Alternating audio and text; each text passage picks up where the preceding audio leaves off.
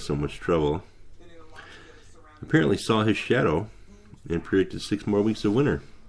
But the Buckeye State has the answer for that. Ohio now has who they call Buckeye Chuck. They have their own groundhog, and Buckeye Chuck says that spring is coming soon because he did not see his shadow. So there you go, Puxtawney Phil. No winter. We'll take the spring.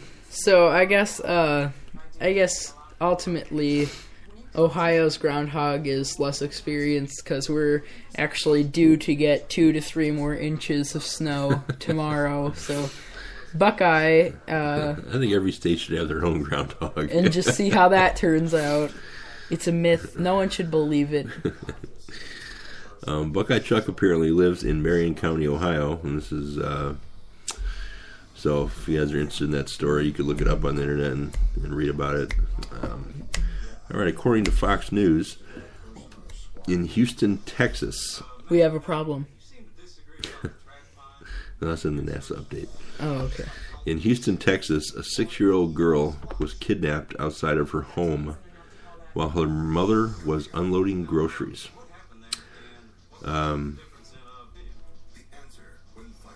The kidnapper's name was Joaquin Ramoa, and he kidnapped the girl and took her name was Kelly Tellez, took her with him to a local Target store because he had to use the restroom, and told her to go to the restroom as well. Well, while the girl was out of the kidnapper's custody, once in the bathroom, she asked a woman for help. Actually, it's Joaquin Ramos, I'm sorry, was the kidnapper's name. She asked a woman for help in the bathroom, and she got help. Ramos fled the scene before police arrived, but was later apprehended at an area hospital where his wife had just given birth. And he went back there, and apparently it was pretty easy to track down. So his wife just gave birth to a baby, and so he was stealing another child. So he was kidnapping another child, a 6-year-old child, and so he could replace the baby because he doesn't want to have to deal with all the diapers. I don't know. I guess I mean I understand, but I mean babies are a lot easier to take care of than 6-year-olds. So yeah, we should know. From our experience with the little children's. I don't know. I'm not sure what the motivation for that was. Look what Fat Cat's doing. Why do we have a Casablanca card? Yeah, so anyway, this idiot goes to Target, and thank God he went to Target and let her go to the bathroom. Otherwise, who knows what would have happened to her. So that's good. Anyway, that was a crazy crime story for the day. Further national news, information obtained from an internal Department of Veteran Affairs document has indicated and links the recent deaths of 19 veterans diagnosed with cancer in 2010 and 2011 to appointment backups and delays at VA hospitals and clinics, and the resulting hindrances in the care because of those backups. Apparently these people were part of a large group of 82 veterans who are currently dying or suffering severe illnesses due to the VA's failure to conduct medical screenings like colonoscopies and endoscopies in a timely fashion. And this is according to Fox News. So if you're interested in that story further, you can look it up on Fox News website, I'm sure. Of course, we have to talk about Philip Seymour Hoffman. May he rest in peace. He was a great actor, and I loved his movies and his acting ability. He seemed to be a fantastic person. I was a little surprised. I mean, I know he admitted to having drug problems in the past, but the fact that he was found in the condition he was found in, to me, seems to be a tragedy. Apparently, there was something going around where there was tainted heroin found in some other places, and the police did a test of that, and the heroin he supposedly was using was not tainted. So apparently it was just a drug overdose, which we all know, but he was a great actor, and I'm going to miss watching his movies.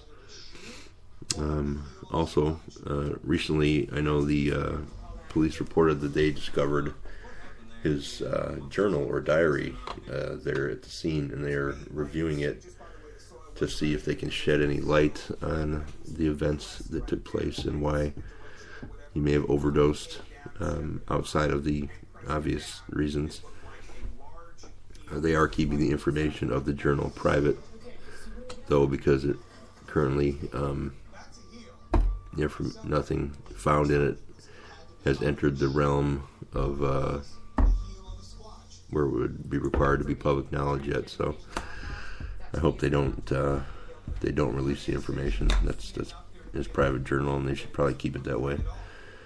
Yeah. There was another story recently that was related to human trafficking, and it said that events like the Super Bowl and other events that gather large crowds, or which bring in large groups of people together, reportedly cause a higher demand for and instance of sex trafficking in the area. The trafficking is apparently a demand-driven business, of course, and these events increase demand. And wait, I don't understand. So what is that? Hookers, women that are lured into the prostitution, into the prostitution trade. Does that include men too, like gigolos? Yeah, it includes men and women, prostitutes, and people that are forced into it against their will, things like that, and anybody that's involved in the sex trafficking trade. And they basically say that pimps and sex traffickers follow the money, and when there's large events and lots of people, that's where the money flows, and they follow the money just like any other business would. So that's why they're making that claim. However, most of this evidence is apparently anecdotal, according to I may mispronounce her name. It's Stacia Sheehan, who is the director of Case Analysis Division at the National Center for Missing and Exploited Children. This is according to the Huffington Post. She says that it is hard to obtain quantitative evidence of these claims because many victims fail to disclose a history of abuse. The National Center for Missing and Exploited Children says no one knows with certainty the exact number of children exploited through sex trafficking in the U.S. or during events like the Super Bowl. So basically the information seems logical, but it cannot be quantified in any way or proven. So for a number of different reasons. Next story, stun gun babysitter. Apparently a 41-year-old named Latina Smith, a babysitter, used a stun gun to discipline 3 children she was looking after. You got any comments about that one, Xanman? Yeah, one thing, where can I hire her?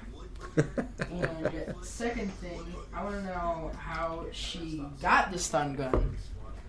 Well, you can buy personal stun guns at Cabela's and stuff. Really? Yeah. Let's go. I know where I'm going now. Yeah, I don't have kids. If you, I think if I caught my babysitter using a stun gun on my kids, there'd be some problems. No, so, you'd be like, oh, good. Did you use mine or did you use your own? Someone had better call the police quickly if that's discovered. That's all I got to say about that. A man apparently got his wish after he died recently. He was buried upright on his motorcycle. He was apparently this was like 8 to 10 years in the planning, He was encased in a glass and metal framed housing. His motorcycle was in there. He was embalmed and put in a riding position with his riding gear on, and he will be buried that way. That was his final wish. I thought that was an interesting story. That's my final wish. I want to be buried playing my violin. This apparently happened in Mechanicsburg, Ohio. This is the actual story reading. An Ohio man got his last wish this week to be buried upright on his 1967 motorcycle. Bill Stanley can be seen on his bike in a plexiglass casket. He started planning the burial 18 years ago. So it's 18 years in the planning. It took 5 embalmers, 3 extra burial plots, and wood steel reinforcements to make it happen. Stanley also wanted an outdoor funeral so his biker friends could see him off. His children said the motorcycle helped him keep a sense of adventure after he settled down to raise 4 kids. I found that story on Twitter, so that's nice. Yeah, it's a different story. How many people do you know that have gotten buried on their motorcycle? I know nobody who's done that, so I think that may be a first in history. The California State Senate, via Senate Bill 808, brought on by Senator Kevin De Leon, a Democrat from Los Angeles, is going to start requiring people who assemble homemade guns that are also called ghost guns, that's another name for them, to register the weapons and acquire serial numbers before they could legally own them. Apparently, ghost guns in the past that were assembled at home from materials that can be bought at scrap yards and hardware stores and things like that, had never had any type of regulation or registration involved with it, which is curious to me, because even if you require it, you're just going to be hard pressed to force people to report it. I mean, granted, they will be illegally owning the weapons then, but if they keep them in their homes, how are you going to know? No one's really going to ever know anyway. So, but yeah. So anyway, yeah, that's the new Senate bill they're putting out there. So if you're interested in that, look that up. There's a lot of, gun control is a big issue with us. I think everybody should own a weapon. I think all adults at the age of 18 should have to serve 2 years active duty in the military in some way. I think it would be good for the country, good for the people who live in it, as long as they're not felons or things like that, or as long as they're physically capable of doing so. But even people that have physical limitations can serve their country in some way, and I think allowing people to do that would give a lot of people a sense of direction, a sense of self-esteem, a sense of involvement and belonging in our country and our government, and I think it would be a really good idea. So, teach people how to use firearms correctly. I mean, if we did it that way, every adult would have the proper training required to know how to do that, and I think it'd be a great idea. So, there was another shooting related to Purdue Lafayette this week.